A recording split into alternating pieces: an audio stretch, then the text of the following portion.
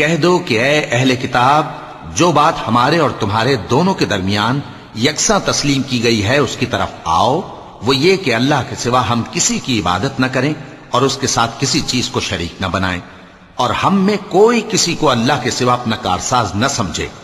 پھر اگر یہ لوگ اس بات کو نہ مانیں تو ان سے کہہ دو کہ تم گواہ رہو کہ ہم اللہ کے فرما بردار ہیں۔ اے اہل کتاب، تم ابراہیم کے بارے میں کیوں جھگڑتے ہو؟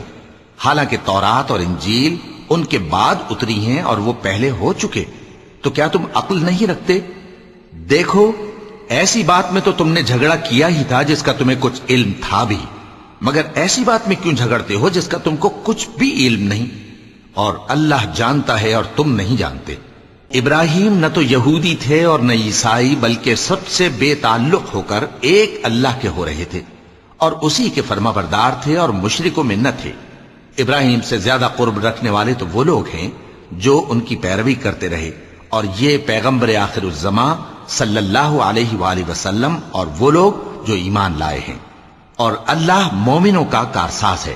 اے اہل اسلام، بعض اہل کتاب اس بات کی خواہش رکھتے ہیں کہ کسی طرح تم کو گمراہ کر دیں، حالانکہ یہ تم کو کیا گمراہ کریں گے، اپنے آپ کو ہی گمراہ کر رہے ہیں اور نہیں جانتے۔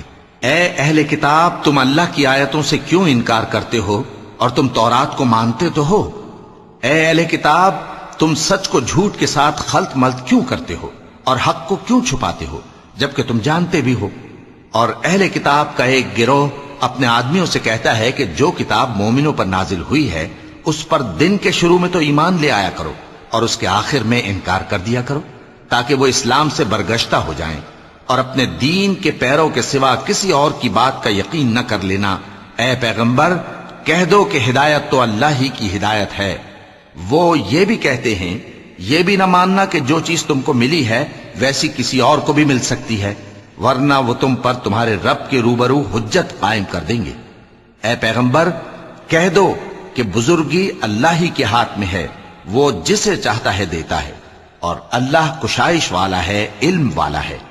وہ اپنی رحمت سے جس کو چاہتا ہے خاص کر لیتا ہے، اور اللہ بڑے فضل کا مالک ہے۔